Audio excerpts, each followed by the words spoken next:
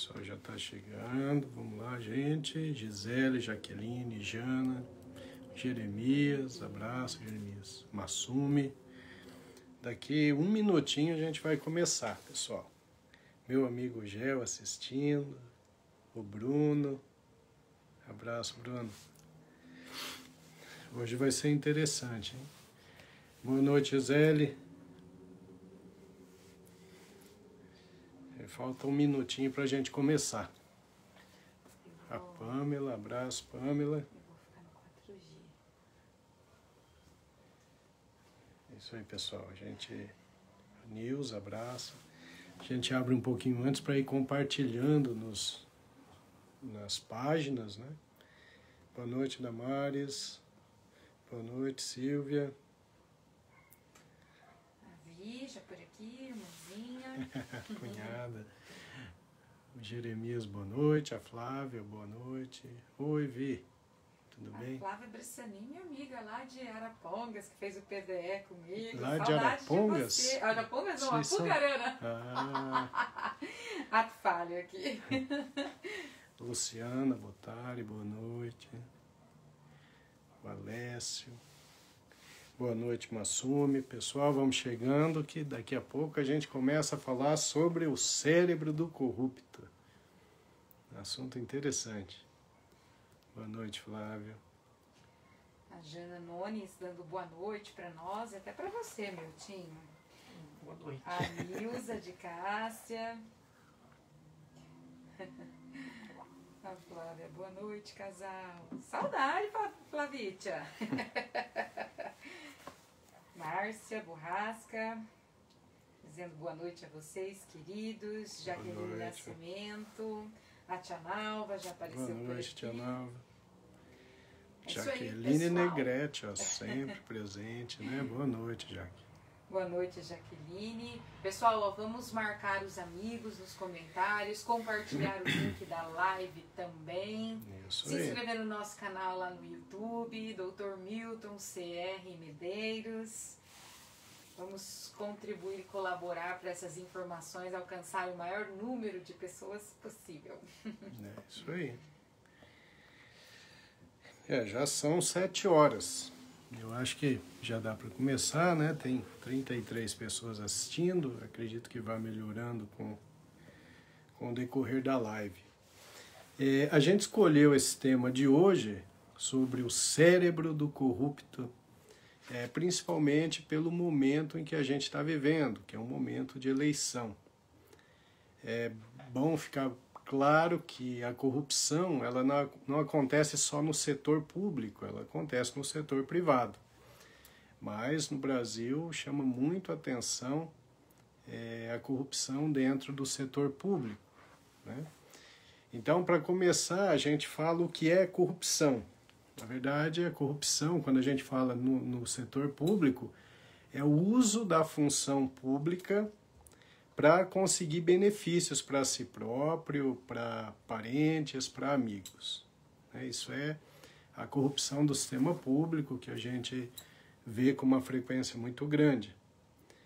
A corrupção ela pode ser praticada de diversas formas, principalmente na forma de suborno, de extorsão, de nepotismo, de fisiologismo, enfim. O indivíduo se aproveita do poder que tem sobre os recursos que devem ser distribuídos para muitos e ele acaba se apossando desses recursos para benefício próprio. Se a gente imaginar o tamanho, a amplitude disso como crime, né, um político corrupto, ele é um criminoso extremamente maléfico, porque indiretamente e até diretamente ele é responsável pela péssima qualidade de vida de muitas pessoas e pela morte de muitas pessoas. Se nós imaginarmos um político que desvia dinheiro do Sistema Único de Saúde, isso vai levar à falta de estrutura em uma UTI de SUS, por exemplo, ou falta leito de SUS, porque o dinheiro que era para ser utilizado para aparelhagem de um leito de SUS foi roubado por um corrupto. Então ele se aposta do dinheiro público, ele se aposta daqueles impostos que nós pagamos e não repassa esses recursos para a parte social. Então, um sistema de saúde ruim, ele leva à morte de muitas pessoas. E esse político corrupto que desvia esse dinheiro, ele é o culpado por essas mortes. Infelizmente não se pensa assim. Até legalmente não se pensa assim. Mas é assim que funciona. Um político corrupto que desvia dinheiro do setor de segurança, ele fragiliza a população. Então o índice de criminalidade aumenta. A sua chance de estar andando na rua, ser assaltado e morto aumenta. Enfim, um sistema de segurança que deveria receber o dinheiro público para ter uma eficácia, o que acontece? Ele não recebe, ele foi para o bolso do político. Então a corrupção ela é terrível, e eu poderia citar outras áreas. Se a gente pensar na educação, por exemplo, o setor da educação fica sempre em segundo, terceiro plano, se investe muito pouco em educação e muitas vezes com desvio desses recursos. Isso vale para qualquer área do setor público. E no setor privado é a mesma coisa. A gente vê, recentemente, aí a gente viu grandes empresas envolvidas em atos de corrupção associados a governos corruptos e, enfim, essa parte de corrupção ela não é um apanágio, ela não é uma exclusividade do sistema público. Então, certamente todos vocês sabem o que é corrupção. Todos sabem o conceito, a gente ouve nos noticiários diariamente. Então, nosso objetivo hoje vai ser falar um pouquinho sobre isso. Eu vou fazer um resumo, principalmente de um estudo da Frontiers in Behavioral Neuroscience, que foi publicado em 2014, um estudo bem aprofundado sobre o cérebro e as manias do corrupto. E também vou falar muito baseado no trabalho do professor Adrian Raine, que é um neuropesquisador da Universidade da Pensilvânia. É um indivíduo que trabalha mais de 30 anos estudando mentes criminosas, mentes de psicopatas, e certamente ele se aprofundou muito na mente dos criminosos de colarinho branco. Então, o que eu vou falar aqui tem sempre o embasamento dessas duas fontes e de mais algumas que eu pesquisei. Interessante que eu vi um relatório da World Development Report de 2015, que é uma entidade muito respeitada mundialmente, e ela mostra para a gente, através de dados históricos, que a corrupção foi a norma social por excelência na maior parte da história humana. Então a corrupção, ela foi vista historicamente na Mesopotâmia, ela foi vista na Grécia Antiga, na Roma Antiga, na Idade Média, quando a igreja cristã se apossou do poder de controle das pessoas. Dentro da igreja havia um índice de corrupção muito alto, que deu origem à Reforma, que depois, mesmo dentro da Reforma, existiram atos de corrupção. Então a corrupção ela vem se estendendo. Se a gente imaginar, mesmo ali na época da Revolução Francesa, e a gente estuda um pouco daquilo, a gente vê ali que tinha uma monarquia que era totalmente corrupta, uma aristocracia que era completamente corrupta, que só tinha benefícios próprios, mas a gente viu depois que mesmo durante a Revolução houve divisões, jacobinos, gerondinos e os grupos ali que brigavam entre eles, e sempre que um se destacava no poder, havia sempre um grau de corrupção muito grande. Então, para que a França conseguisse uma restauração, algum equilíbrio social, levou muito tempo. E depois vem a Revolução Industrial, né? Vem as guerras, pós-guerra, enfim. E a corrupção ela está sempre presente. Então ela é uma característica da humanidade, infelizmente, né? Se a gente pensar que a corrupção ela é uma tentativa de primeiro ver o bem próprio, para depois observar o bem do outro, a corrupção, numa determinada fase do desenvolvimento humano, ela era uma regra, até por uma questão de perpetuação da espécie. O fato é que as pessoas estão evoluindo, ou pelo menos deveriam estar, com desenvolvimento de áreas cerebrais relacionadas a um raciocínio melhor, uma compaixão melhor, uma empatia melhor. E dessa forma, o indivíduo já deveria ter a inteligência suficiente para entender que o seu bem-estar, ele depende do bem-estar de todos. Então esse vai ser o ser humano evoluído, que a gente espera ver ainda em vida isso, né? Essa mudança. Uma mudança caracterizada pelo predomínio do cérebro, do córtex associativo, da atitude inteligente, da atitude do entendimento da importância da cooperação. E não o entendimento do cérebro reptiliano, do cérebro instintivo de juntar para você em detrimento dos outros. Então, a população, o ser humano, ele tende a melhorar nesse aspecto. Em alguns países isso já é praticamente uma realidade.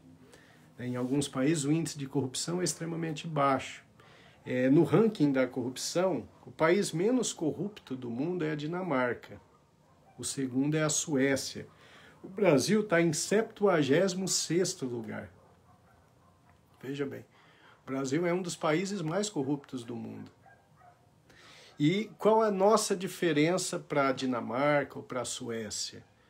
Bom, se a gente for estudar a história da Suécia, que é a que eu conheço um pouco melhor, a gente vai ver que até a década de 50, a Suécia era um país de desigualdade social enorme.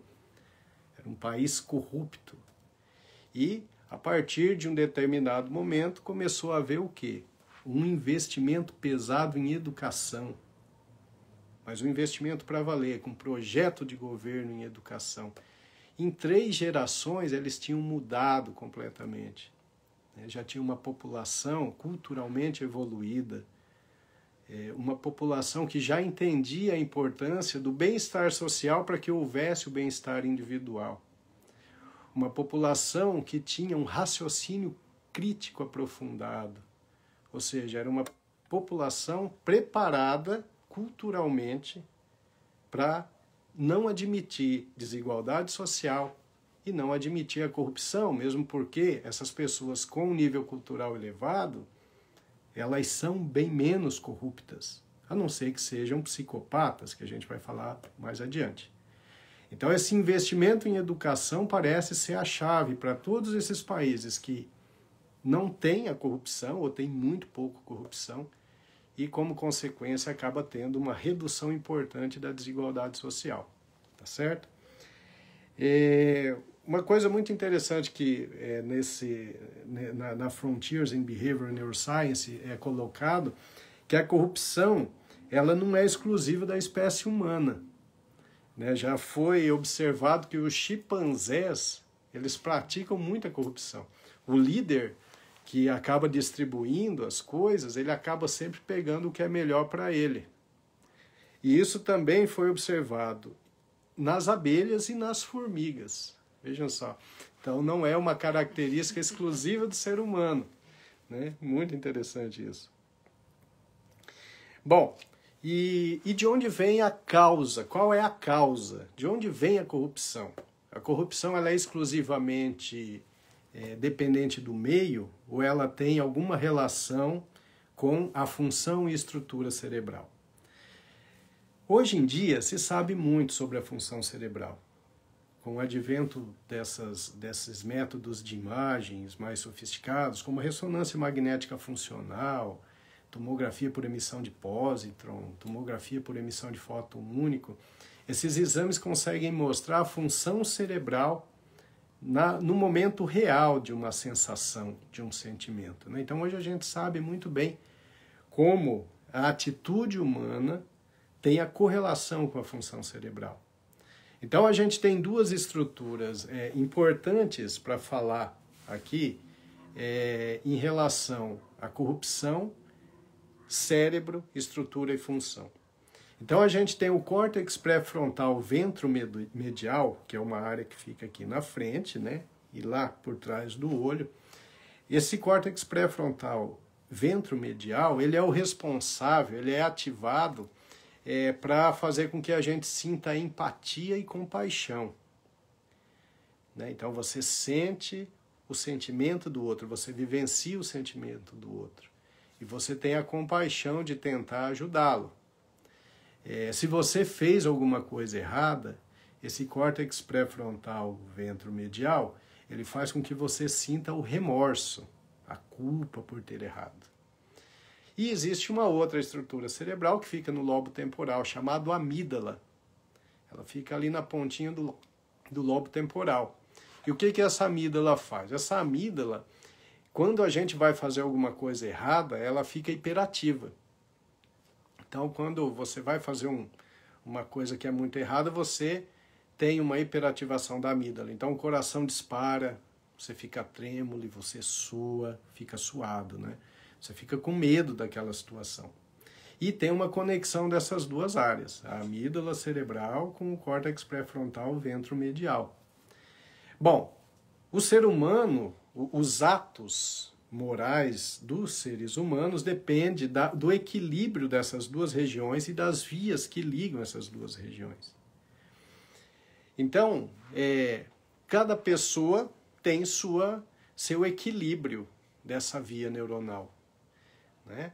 Mas, na verdade, a patologia, o psicopata, ele tem uma disfunção muito grande dessas duas áreas. Os psicopatas são 1 a 2% da população. Isso é bastante, né? Felizmente, a maior parte desses psicopatas não cometem desvios sociais. Eles acabam sendo moldados pelo meio onde eles vivem e acabam se adequando à sociedade. Esses pacientes, essas pessoas, esses psicopatas, eles têm uma diminuição de função do córtex pré-frontal ventromedial e da amígdala. E o que acontece? Vocês imaginam que um indivíduo que pratique um crime premeditado, bem elaborado, e depois ele não sente nenhuma culpa, ele não sente nenhum remorso. Esse é o psicopata. Por quê? Porque a função da amígdala, para ele sentir nervosismo, é muito baixa, então ele não sente. Ele fica tranquilo, ele consegue elaborar o crime, seja um assassinato ou desvio do dinheiro público, ele consegue fazer isso com muita calma e tranquilidade.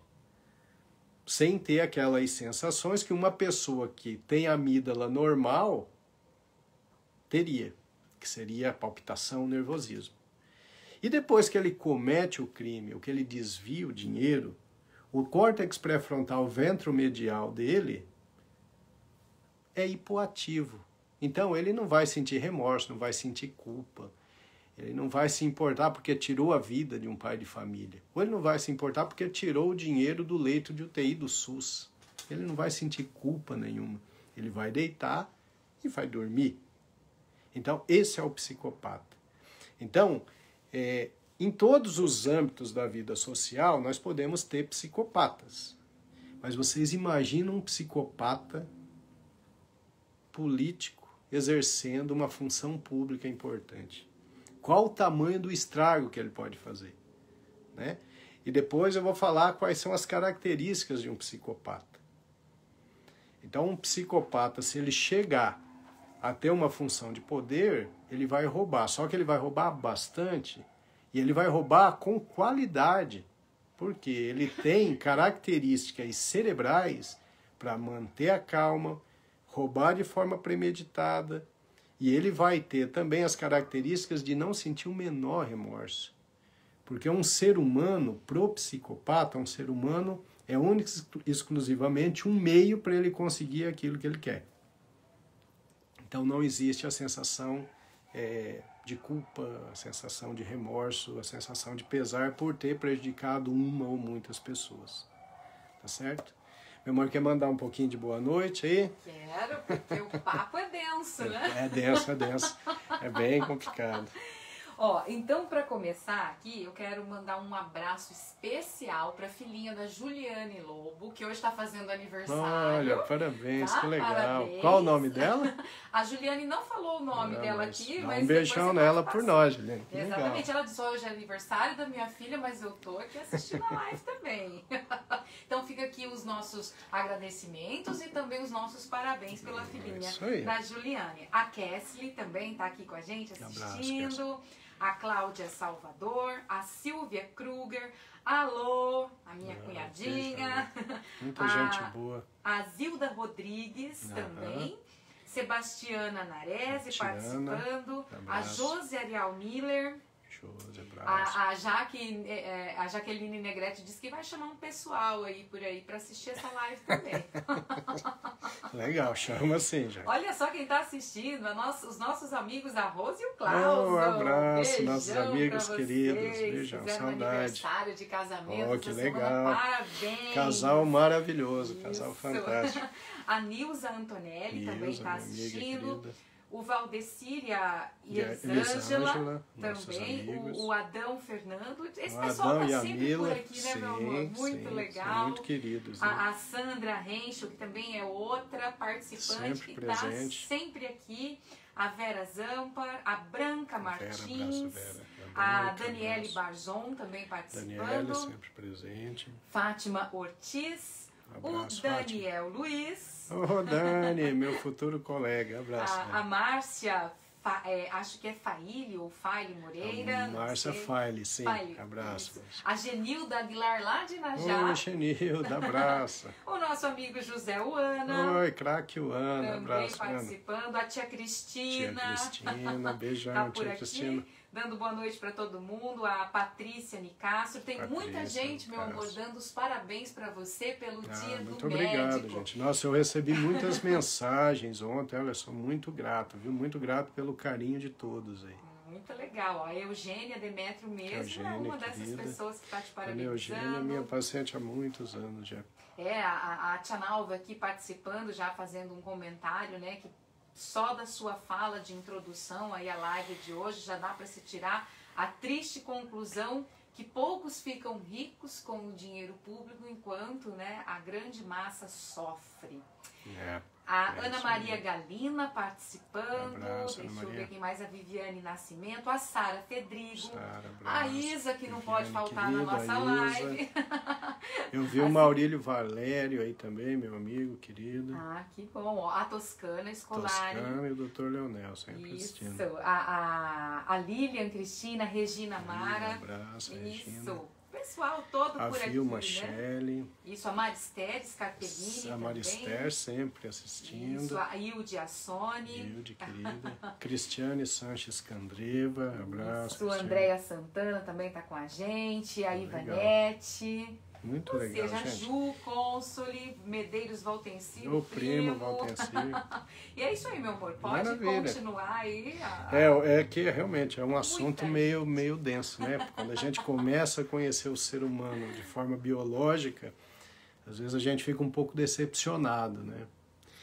Mas é o seguinte, então voltando para aquele artigo da revista científica Frontiers in Behavioral Neuroscience, eles fizeram uma pesquisa muito interessante em que eles observavam a condutividade da pele das pessoas através de alguns aparelhos. Tecnicamente eu não vou dar os detalhes para vocês, mas é assim, eles conseguiam, através desses aparelhos de condutância de impulso nervoso de pele, observar o comportamento das pessoas e a correlação que isso tinha com função cerebral, com o sistema nervoso autônomo.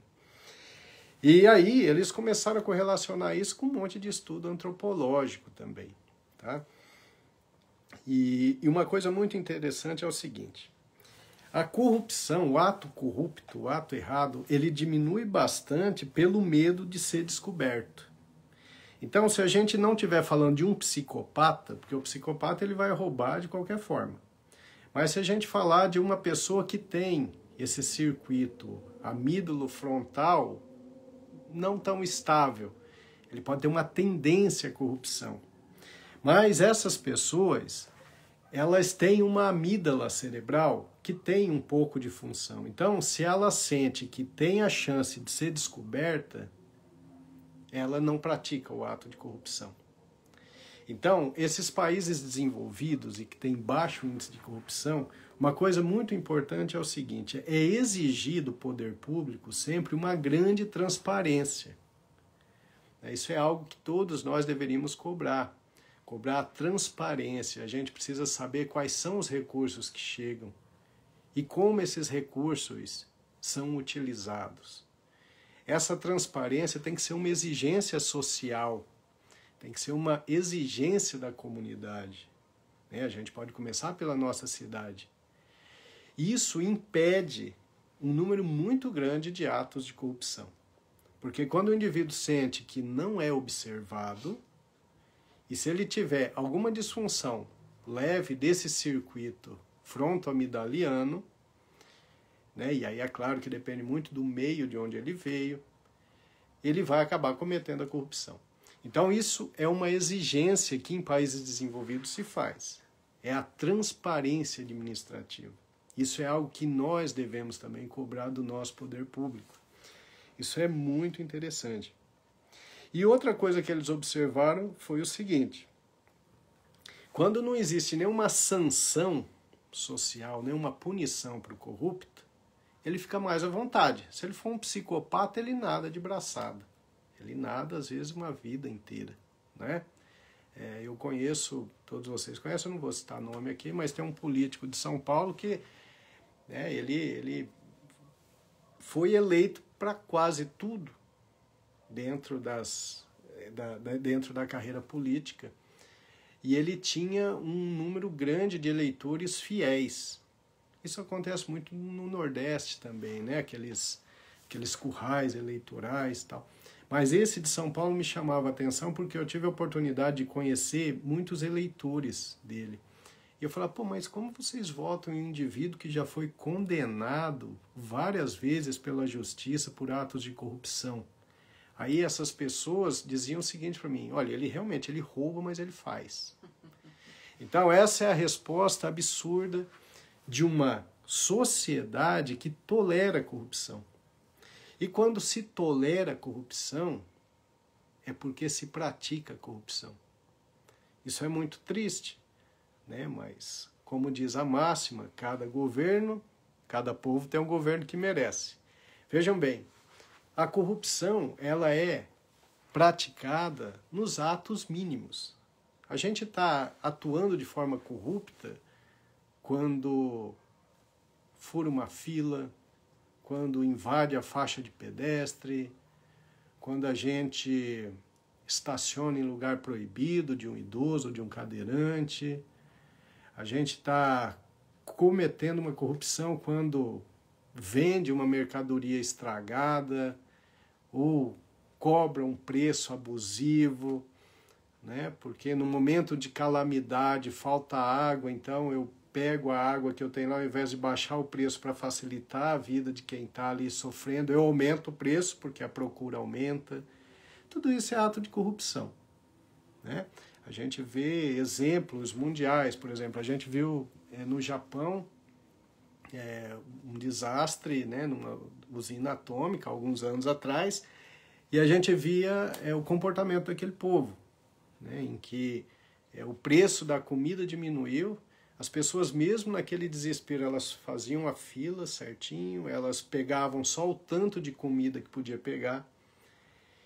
Então, esse é o comportamento de um povo que não é corrupto, é um povo que não pratica corrupção como estratégia de vida, e certamente o seu governo não vai poder cometer corrupção, porque essa população cobra.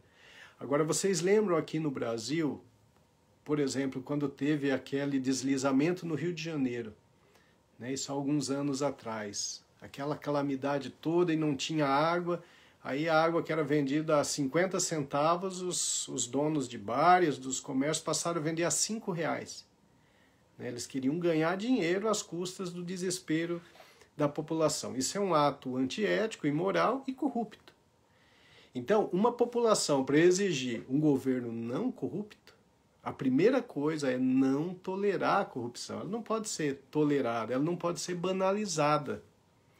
Eu vou contar uma história legal para vocês. Para mim é muito ilustrativa. Há algumas eleições passadas, tinha um candidato a vereador na cidade e ele era um vendedor ambulante. E ele passava na minha rua e ele vendia umas coisas. Às vezes eu ia lá, um dia eu fui conversar com ele. Aí eu falei, fulano, você é candidato a vereador, mas e daí? O que você tem algum projeto legal? Tal? Ele falou, não, doutor, é o seguinte, ó, eu tenho 2 filhos, eu tenho esse carro velho, minha vida é difícil, então o que eu quero fazer é me eleger para melhorar a minha vida. Aí eu fiquei esperando ele rir para ver se aquilo era uma brincadeira, mas não era. Aquilo era culturalmente correto para ele. Ou seja, todo político para ele roubava, todo político melhorava de vida. E era a proposta de campanha dele. Ele não se elegeu, infelizmente ele não se elegeu. Mas era a proposta de campanha. Então, é a visão da banalização da corrupção. Né? Dá a impressão que talvez a gente esteja melhorando um pouquinho, mas para a gente condenar a corrupção, para a gente não admitir a corrupção, a primeira mudança tem que ser com a gente mesmo. Tem que ser com as atitudes corretas do dia a dia. É o exemplo que a gente dá para os nossos filhos. A intolerância à corrupção vai fazer com que a gente tenha um governo não corrupto, que a gente eleja não corruptos. E essa falta de tolerância passa por exigir punições severas para os corruptos. Isso é muito importante, porque segundo esse estudo, o indivíduo que tem uma tendência à corrupção, ele vai deixar de praticá-la se ele tiver medo de ser descoberto. É um indivíduo que ainda tem a parte da amígdala do lobo temporal mais ou menos desenvolvida. Ele tem medo de ser pego. Tá certo? Agora o psicopata não. O psicopata ele não tem medo de ser pego. Então vocês vejam bem como é difícil. Né? É fácil a gente ficar criticando, dizendo, se lamentando que a gente vive num país com o poder público corrupto. Mas a gente tem que fazer a nossa parte. E a primeira parte que a gente pode fazer é mudança de conduta. Né? Então, isso é um detalhe importante. Meu amor, mais alguma boa noite aí para dar? Olha, nós temos assim, já tem algumas perguntas também. Boa noite, sim. Nós temos uma pergunta do Wendel, acabou de fazer. Meu amigo Wendel. Ele diz assim, doutor, levando em conta as questões científicas, a oportunidade faz o ladrão ou a oportunidade apenas o revela? Que pergunta fantástica. O Wendel é um cara fantástico. Wendel, essa pergunta é boa. Mas é assim, né? Não é 8 ou 80. Se a gente imaginar esse circuito frontotemporal, frontoamidaliano, o reforço dele varia muito de pessoa para pessoa.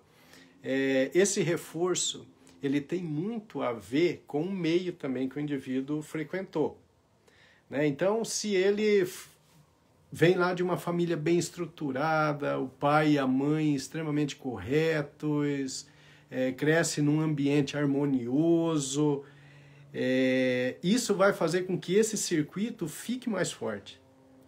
Então esse indivíduo ele vai ser mais resistente a ceder à corrupção. Ele vai ser mais resistente. É claro que nós não estamos falando do psicopata. Tá? O psicopata é aquele que tem esse circuito completamente disfuncional. Mas de uma pessoa normal. Então, uma pessoa que tem uma formação legal e nasceu com um circuito razoável, um circuito bom, ele vai resistir à tentação de uma forma muito mais intensa. Né? Agora, veja bem, se a gente conseguir a parte de transparência e a parte de punição severa, transparência para a gerência de recursos públicos e uma punição severa para o corrupto, esse indivíduo que tem um circuito fronto-amidaliano razoável, ele não vai cometer a corrupção. Ele vai conseguir manter um equilíbrio, porque, como eu disse para você, mesmo os psicopatas, né, 1 a 3% da população que é psicopata, a maior parte não comete desvio social. Não entra no desvio social, não entra na criminalidade. Então, o meio é fundamental para isso. Aí vai depender dos princípios, né? Esses princípios estão relacionados à fortaleza dessa via neuronal. E aí, se a tentação é muito grande e se junta com uma circunstância favorável, ele vai passar a mão. E aí vem outro detalhe importante que esse estudo mostra. O nosso cérebro se adapta à corrupção. Isso é muito triste, né?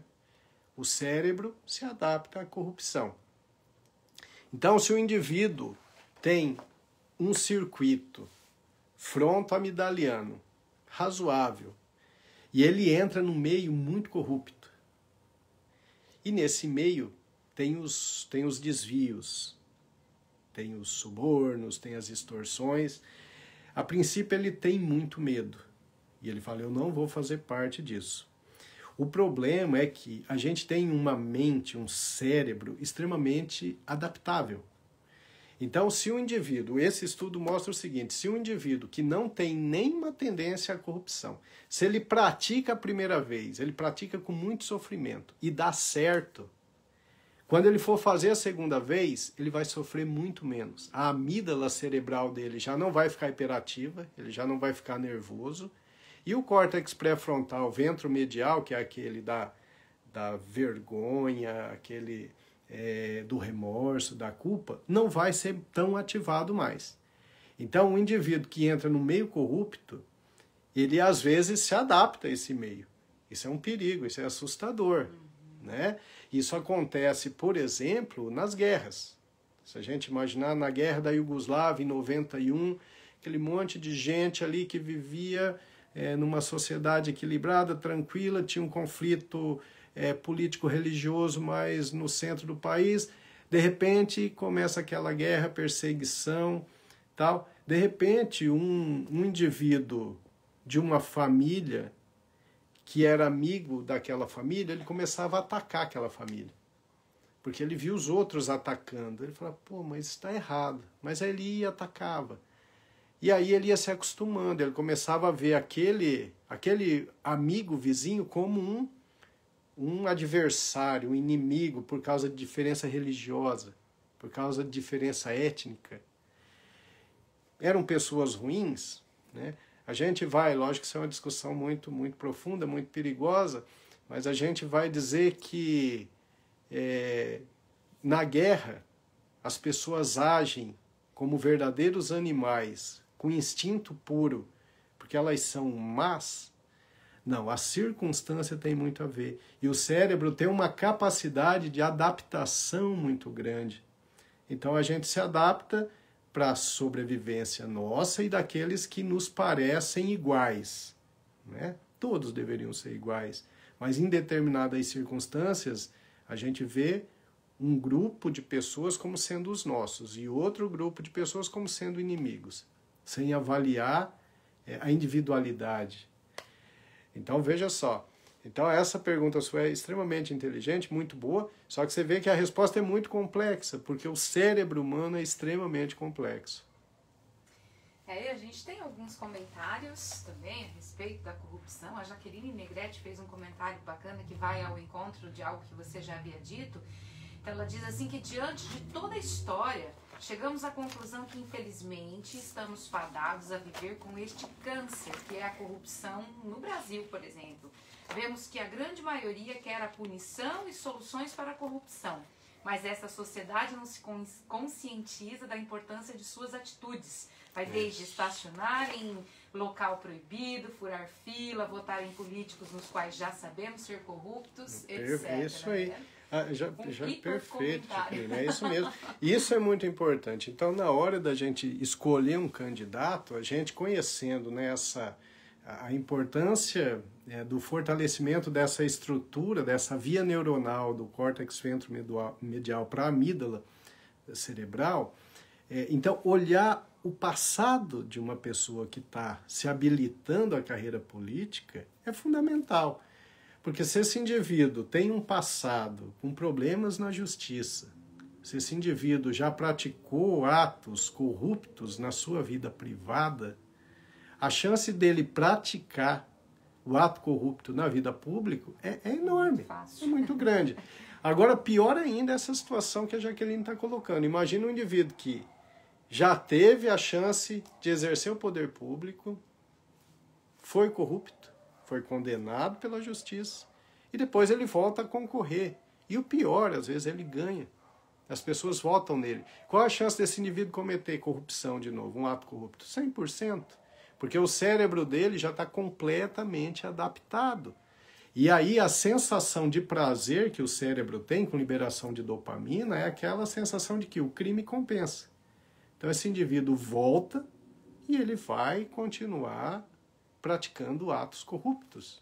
Então o passado de um indivíduo que se habilita à vida pública tem que ser levado muito a sério. A gente precisa conhecer muito bem, né?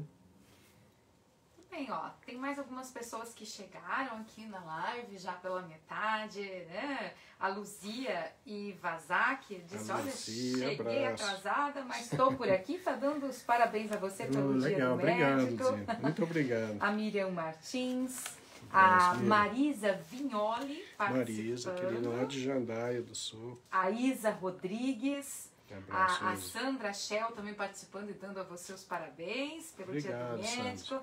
A minha amiga querida Luísa Hirai também está por aqui. A Eliane Cândido. Deixa eu ver quem mais. Ó, a Cristiane Sanches, ela até manda um recado aqui para você. Diz que trocou de emprego, está fazendo exercícios e que agora é outra pessoa. Maravilha, Cristiane. Que bom, legal parabéns. Essas mensagens, né? Legal, muito bom. A Mieko Takihara também está por aqui. Deixa eu ver, Elza Moura. Michele Matsuda também, uma amiga querida. A Elisa Maria. O João Gobi. Oi, João, também. Abraço. A Nilza de Cássia. Abraço, participando, Thelma Dalila. E a minha prima Thelma. Ah, é? Legal.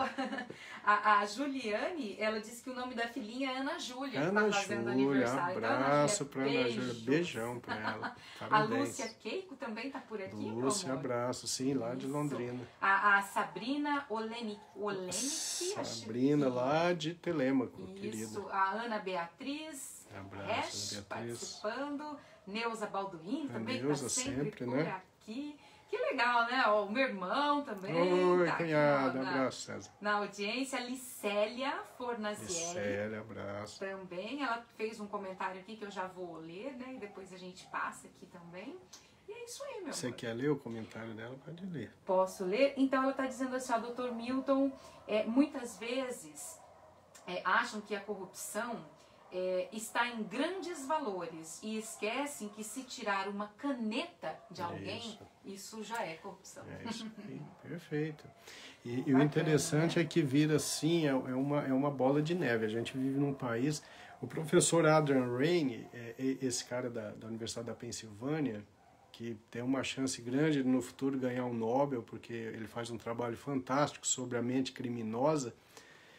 Eu encontrei num congresso mundial, tive a honra de conversar com ele, discutir alguns assuntos, e a gente falava especificamente do Brasil, e ele dizia que a mudança aqui precisaria ser muito intensa para que a gente não caísse numa desgraça total, porque o Brasil tinha as características para se tornar o país mais rico em crimes na história humana. E por que isso?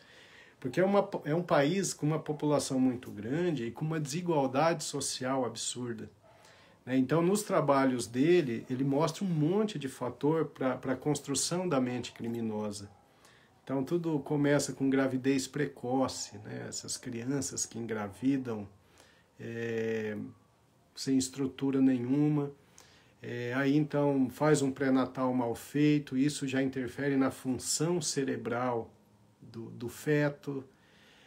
Depois nasce uma criança em um meio não adequado, aí vem o problema da desnutrição, porque nesses lares disfuncionais essas crianças passam fome, então a falta de algumas vitaminas, de alguns minerais, de alguns oligoelementos leva a uma disfunção desse circuito que eu falei, córtex pré-frontal e amígdala cerebral.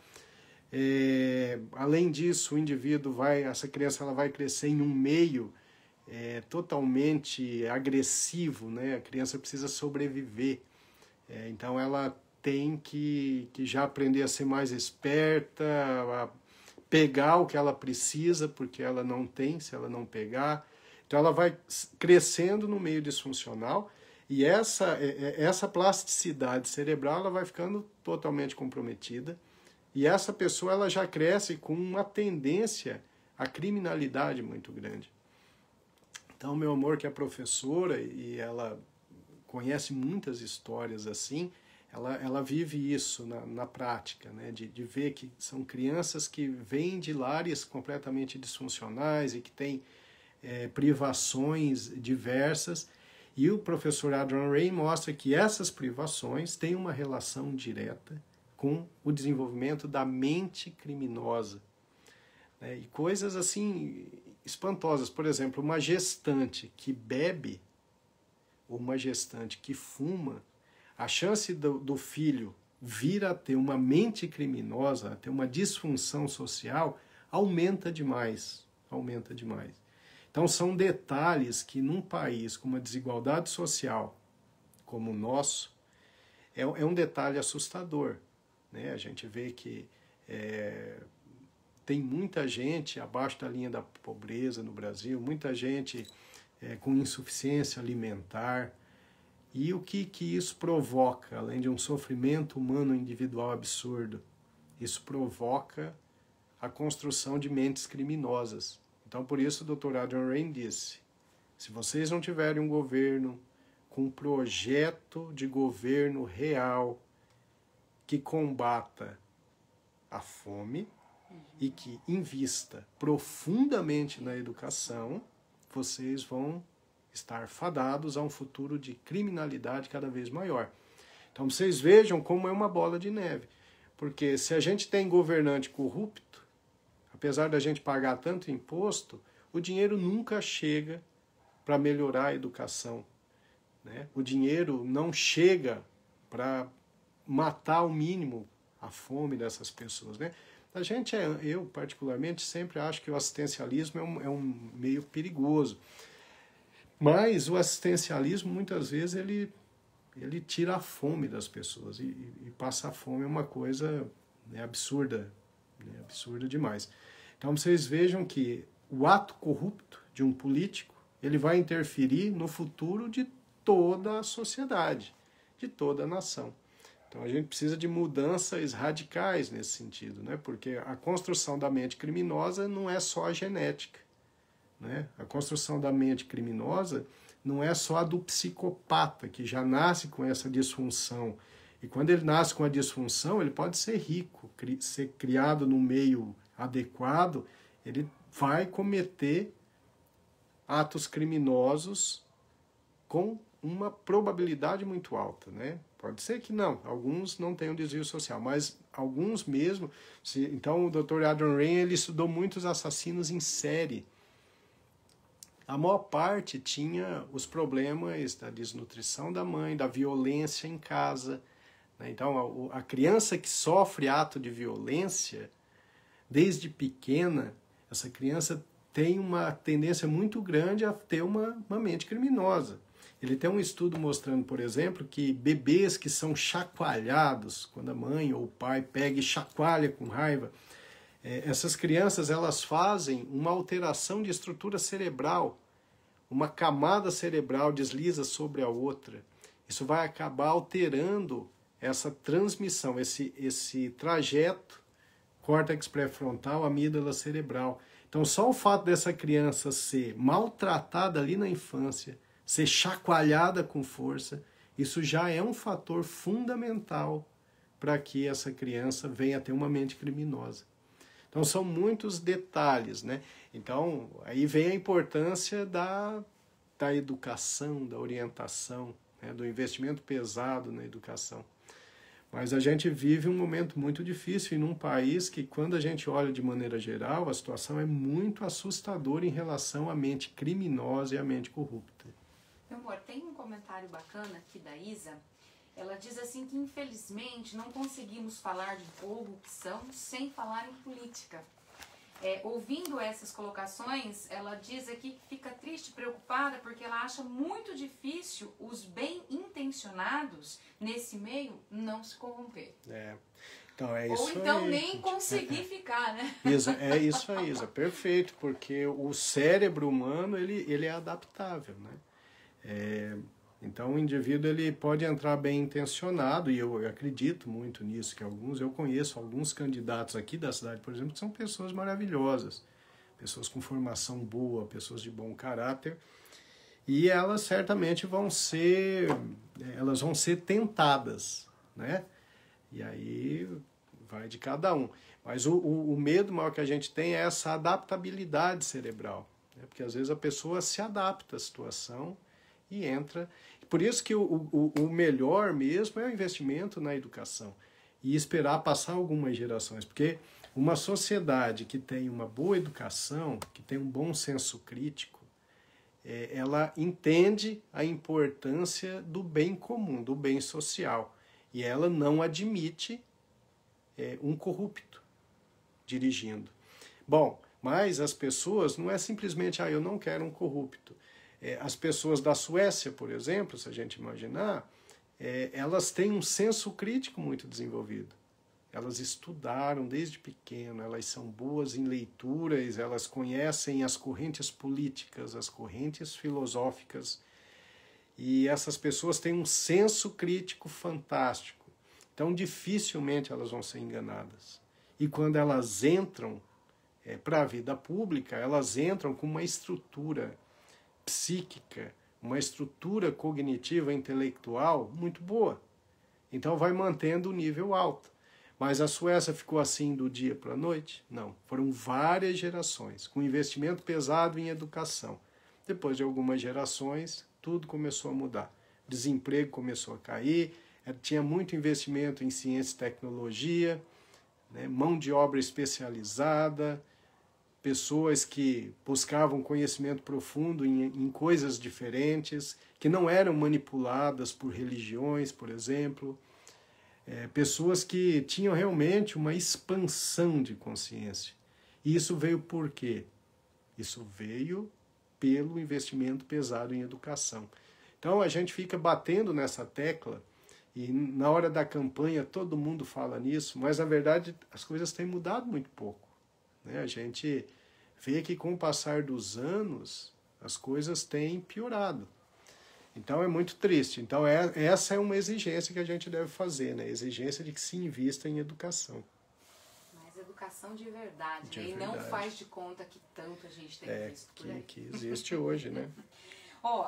Hoje eu fiz esse comentário com você hoje cedo, numa brincadeira, mas a Jaqueline está fazendo aqui a pergunta e eu acho legal a gente colocar. Doutor, cientificamente, então, existirá uma possibilidade de criarmos uma vacina anticorrupção para que esta droga viesse a vir bloquear a parte do cérebro que impulsiona a corrupção? Nossa, Jaqueline, essa pergunta ela é muito interessante, muito inteligente, né? Mas a gente entra aí num espectro de discussão diferente, porque a gente pode discutir isso na criminalidade, fora da corrupção. A gente vai pensar num assassino em série. Tem um caso que o Dr. Adrian Rain estudou que é muito interessante. O indivíduo que tem ali uma vida desgraçada, ele apanha da mãe, apanha do padrasto, ele é colocado para fora, aí ele acaba entrando numa gangue, e nessa gangue abusam dele, e o indivíduo sofre, e depois ele vai crescendo. Quando ele vai contando a história, você vai ficando morrendo de dó dele. Aí, de repente, esse menino ele começa a assassinar, ele começa a matar, a Até por causa daquela disfunção cerebral que todo esse espectro ruim social produziu nele. Bom, então, ele matou por culpa de quem? Dele ou da sociedade? Né? A gente nem vai discutir isso aqui, mas esse descaso da sociedade para com esse menino, isso tem que ser levado em conta. Né? Na hora de um julgamento tem que ser levado em conta, provavelmente. Mas e a vítima? E a moça que foi assassinada por ele? A primeira que ele matou, depois ele matou mais algumas. Bom, veja só. Foi ele que fez isso? Ou foi todo esse contexto social que fez? Agora vamos pensar o contrário. Se você pega um indivíduo, por exemplo, um estuprador em série, você pode fazer alguma coisa. Ele é um estuprador. Aí você tem algumas possibilidades. Você pode fazer uma castração mesmo, cortar os testículos. Em alguns estados americanos, em alguns países da Europa, isso é feito ainda. Tem a castração química também, que o indivíduo vai tomando remédio para que ele não produza mais testosterona e ele perde a libido. Ele para de estuprar. Bom, esse cara ele tem que ser julgado pela ação do hormônio no cérebro apático, do cérebro errado dele. Ele tem que ser julgado como sendo toda a culpa dele, ou a culpa era dessa disfunção cerebral que fazia com que ele praticasse o estupro. Hein? Olha como é complicado. Inclusive, no livro ele descreve um caso em que o indivíduo pediu para ser castrado, porque sem ser castrado ele sabia que ia violentar de novo. Ele foi castrado e não violentou mais. Então veja só como essas coisas são complicadas. E um político corrupto? Bom, veja bem, um político corrupto, se ele for um psicopata, ele tem que, primeiro, ser afastado da sociedade. E segundo, ele tem que ser tratado. E o mais interessante é que se você fizer uma ressonância magnética funcional no cérebro de um corrupto, você vai ver lá os achados característicos de uma disfunção de córtex pré-frontal, ventromedial e da amígdala do lobo temporal. Tem como tratar isso? Bom, na teoria, esse indivíduo teria que fazer psicoterapia, tomar remédio e ele poderia melhorar. Mas quem me garante, se eu pegar o indivíduo antes da eleição e fazer uma ressonância magnética funcional, e lá ele tem as alterações, aí você fala, não, esse indivíduo não pode ocupar cargo público porque ele tem uma tendência enorme à corrupção. Você pode dar 100% de certeza? Não pode, porque aí ainda existe a coisa chamada de livre-arbítrio. Não é? O indivíduo pode ter a tendência, mas ele toma a decisão final. A decisão final é dele. Então, a gente entra numa discussão muito perigosa, né, que volta lá para a questão da frenologia, né, da Itália fascista, né, quando eles faziam medidas no crânio das pessoas e diziam se iam ser criminosas ou não, já puniam antecipadamente ou tal. Mas isso é uma discussão muito profunda, né? Muito perigosa também, porque a gente tem que levar em consideração o livre-arbítrio. Sua pergunta é extremamente inteligente. E o que é mais interessante é que hoje, realmente, a gente poderia fazer um screening de exame no indivíduo e falar o quanto ele tem de chance de ser um corrupto. E daria até para tratar. Mas aí a gente tira a capacidade do livre-arbítrio do indivíduo, porque ele pode até ter a mente do corrupto, mas o livre-arbítrio vai definir no final se ele vai cometer o ato corrupto ou não. É bem complicado e bem interessante isso, né? Pergunta boa. Eu vou falar agora, nós já estamos no final, algumas características, isso aqui foi um estudioso americano, um neuropsicólogo americano que fez, dando detalhes do indivíduo que tem uma tendência grande à corrupção e que tem uma chance grande de ser psicopata. Então veja só, primeiro, o indivíduo tem boa lábia, ele é articulado, ele é um ótimo marqueteiro pessoal, isso é uma característica. Ele tem o ego inflado. ou seja, apenas a opinião dele que vale. Ele se acha a pessoa mais importante do mundo e ele está pouco afeito a ouvir a opinião dos outros. É um indivíduo radical, né? Um indivíduo que fala, não, o correto é ser assim, é ser de direita, não, o correto é ser de esquerda.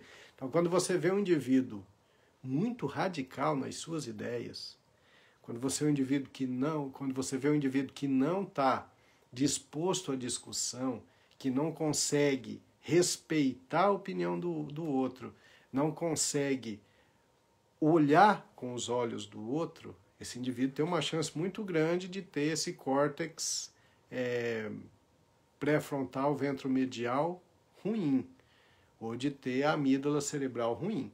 Tá? Isso é um detalhe importante. Os extremistas, geralmente, são os que tendem a ser mais corruptos. Esses indivíduos, eles são mentirosos patológicos. Então, eles contam muitas mentiras, e às vezes eles contam tantas mentiras que eles nem notam que estão mentindo. Eles acabam acreditando na mentira deles. Então, vira um mentiroso profissional, um mentiroso bom. Ele nem dá aquelas dicas que normalmente quando a gente conta uma mentira, a gente comete umas... Né, a gente dá uns sinais físicos de que está mentindo. O psicopata, o indivíduo com tendência a ser corrupto, ele é um mentiroso patológico e que disfarça muito bem a hora que conta a mentira.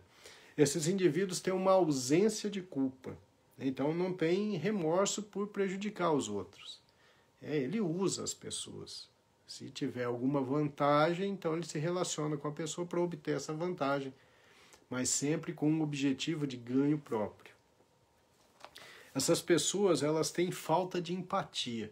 Elas não conseguem se colocar no lugar do outro. Elas não conseguem perceber a situação com o olhar do outro. Então, ele só vê a sua parte. Isso é uma característica também do corrupto. Uma coisa muito importante é falta de compromisso. Essas pessoas não cumprem a palavra. O futuro corrupto, ou até o psicopata, ele promete que vai fazer e ele não faz. Só que ele não faz e ele nem liga que ele não fez. Ele esquece, ele vai, toca a vida. Ele prometeu, ele não cumpriu. Mas isso para ele não tem importância nenhuma. Então, quando a gente for escolher um candidato, tem que ver o que esse cara fez na vida nesse sentido. Será que, de repente, ele prometeu algo e não cumpriu? Esse tem uma chance grande de ser corrupto. Tá? Eu acho que é isso. Esses são os dados do psicopata e do corrupto. Né? Então, o indivíduo com ego inflado, boa lábia, mentiroso patológico, ausência de culpa, falta de empatia, falta de compromisso. Tá certo? A Marister, dentro desse assunto, a Marister Scarpellini, ela quer saber assim, aí esse sujeito, ele é só corrupto ou psicopata? Né? Tem diferença? Tem diferença. Nem todo corrupto é psicopata. Né? Às vezes o indivíduo é corrupto por causa das facilidades que ele encontra e por causa da falta de punição que ele encontra. Como diz o Wendel, são as oportunidades. Então, na verdade, aí o indivíduo ele nem é um psicopata. Ele só achou uma facilidade muito grande para corromper, ele não tem lá uma formação moral tão adequada, ele vai corromper. O psicopata não. O psicopata, ele é frio, ele é calculista, ele observa e ele vai roubar, ele vai desviar. Entende? Então, o psicopata, ele tem uma disfunção bem determinada nessas áreas cerebrais, nessa via cerebral que eu falei. Então, ele sempre vai tentar levar uma vantagem. O corrupto, ele pode não ser um psicopata, ele pode ser só um produto do meio onde ele está. Às vezes ele começou até bem, mas aí como o cérebro se adapta à parte de corrupção, ele acaba se enquadrando. Tá? Gente, eu não estou generalizando, tá? Isso tem os espectros, porque não é todo político, não é todo indivíduo que está no setor público que é ruim, tem muita gente boa. Mas eu estou dando essas dicas para a gente ter uma noção na hora da escolha. Porque já tem gente dizendo assim que não vai votar mais, né? Não é isso. Na verdade, o que a gente está querendo dizer com essa live é observe o seu candidato. Exatamente. Observe o passado dele, como é que ele age. Veja se as ações dele são mais politiqueiras do que uma ação moral, ética, de verdade. Perfeito. Eu acho que o indivíduo... Uma sociedade bem preparada, ela consegue diferenciar, né? E principalmente evitar sempre os extremos, né? A gente precisa sempre ouvir, porque tem gente que fala, olha, eu odeio a esquerda é um lixo, o socialismo é um lixo. O socialismo, mas aí o indivíduo vai e usa o SUS. O SUS é um projeto puramente socialista, né? Então, o socialismo é todo ruim? Ou então, o indivíduo fala, eu odeio o capitalismo, eu odeio o modo de vida americano, odeio. Só que ele tem uma casa bonita, ele tem um comércio, ele tem uma propriedade privada. Isso é capitalismo, né? Isso está longe do socialismo. Então, às vezes a gente critica sem saber. Porque, assim, os extremos eu acho que estão errados. Eu, particularmente, não gosto da extrema esquerda nem da extrema direita. Eu tive a oportunidade de conhecer países, de estudar em países em que eu acho que vi o que é o correto. Por exemplo, na Inglaterra ou na Áustria. Vamos pensar na Áustria, que eu fiquei um tempo maior. É um país neoliberal. País capitalista, país de mercado livre. Isso tudo é capitalismo. Mas eles tinham um sistema público de saúde que você não precisava gastar um centavo com o hospital ou com o médico. Eles tinham um sistema de educação pública que era suficiente, não era necessário colégio particular. Então, isso é o bom do socialismo, que está ali dentro, está aplicado dentro de um país capitalista, que tem o bom do capitalista, que é o livre mercado, não é? Então, parece-me, pelo que eu conheci de alguns países, principalmente a Áustria, a Inglaterra, né, a gente teve a oportunidade de conhecer a Suíça também, que é um sonho, mas existe um sistema público que funciona e um sistema capitalista que funciona. Parece que o negócio é o meio termo. Né? Já que nós temos esses dois meios sociopolíticos, o extremo de um deu muito errado, o extremo do outro deu muito errado na história humana. Então parece que os países que têm uma qualidade de vida melhor são os países que fazem sim projetos sociais poderosos, mas que dão a oportunidade do livre mercado, que dão a oportunidade do investimento pesado em ciência e tecnologia, e aí o país cresce igual.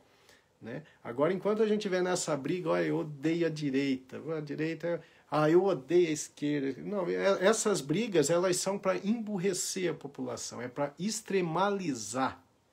Cada um no seu quadrado, eu não converso com o outro quadrado, eu tenho certeza que a minha ideia está certa, do outro está errado, então eu não preciso conversar. Eu odeio aquele povo de vermelho, eu odeio aquele povo de bandeirinha do Brasil. Isso é emburrecimento populacional.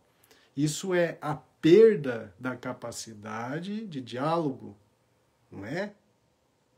É assim que funciona, gente, é diálogo. Então, a gente vive num momento em que não tem esse diálogo, a gente tem a extremalização. Essa extremalização ela vai só dificultando a evolução social como um todo. Pois é, nós temos aqui uma pergunta assim bem interessante do Wendel. Também eu vou fazer, apesar assim que nós já estouramos o tempo, mas vamos lá. O Wendel quer saber se, na sua opinião, a religião ajuda ou prejudica o indivíduo que tem tendências à corrupção a não praticá-la. Pergunta boa também. Na verdade é assim, a religião a gente pode enquadrar como sendo o meio, que eu falei até agora. Se o indivíduo tem uma tendência à criminalidade, se ele tem uma tendência ao desvio, Uma boa formação familiar, com bons valores, principalmente o valor de não prejudicar o outro, isso pode fazer com que essa via neuronal se fortaleça. A religião, quando ela é aplicada nesse sentido, né, para fazer com que o indivíduo tenha a sensação de recompensa ou de punição pelo seu ato corrupto, a religião funciona. A religião funciona. Porque o indivíduo vai pensar mais, ele vai pensar mais nas consequências de cometer um ato corrupto. E ele vai também, se ele acredita lá no Deus, na religião, no pastor ou no padre, ele vai acreditar também que a boa atitude vai trazer boas recompensas para ele. Então, isso é uma forma também de moldar, assim, essa via neuronal. A religião, eu acho que ela entra no mesmo esquema de uma família bem estruturada e de um sistema educacional bem estruturado, né? Então, se a gente for ver lá o índice de ateus no mundo, a Suécia, que é o país de melhor qualidade de vida do mundo, o maior índice de ateus está onde? Na Suécia. Então, por que as pessoas não saem matando e roubando porque se elas não acreditam em Deus? Bom, eles não saem matando e roubando porque eles têm uma formação filosófica, sociológica, intelectual, que faz com que eles sejam serenos, equilibrados e que achem qualidade de vida nas coisas do dia a dia. Eles não precisam de uma crença. E eles não são corruptos porque eles se educaram numa escola de alta qualidade. Geralmente as famílias têm uma estrutura melhor. O índice de tolerância na Suécia é grandioso. Então, se ele convive com um homossexual, ele convive bem. Com um transexual, ele convive bem. Se chega um muçulmano, é bem-vindo. Se chega um evangélico, é bem-vindo. Um católico. Então, é uma sociedade completamente tolerante. À medida que a educação se amplia no cérebro humano, a tolerância tende a crescer. Certo? Então, a religião pode fazer bem, a escola pode fazer muito bem, o âmbito familiar pode fazer muito bem, fazendo com que o indivíduo seja menos propenso à corrupção. E o conhecimento nisso tudo, então, melhor ainda. A Luana, né? Minha cunhadinha, sua irmã, está fazendo aqui um comentário que eu acho muito interessante e pertinente a esse momento, quando se fala na questão de observar aí, né, os candidatos, já que nós estamos no momento de eleição. Então ela fala assim, já que tanta gente falou, eu não vou votar, não sobra pedra sobre pedra, né? Então ela diz assim, observar inclusive enquanto estiver exercendo o cargo público, acompanhar e cobrar. Isso. É difícil romper o sistema de corrupção, principalmente quando quem faz as leis possivelmente pode ser julgado por elas. Opinião da Luana, talvez a não reeleição seja um caminho. Sim, interessante. Eu sempre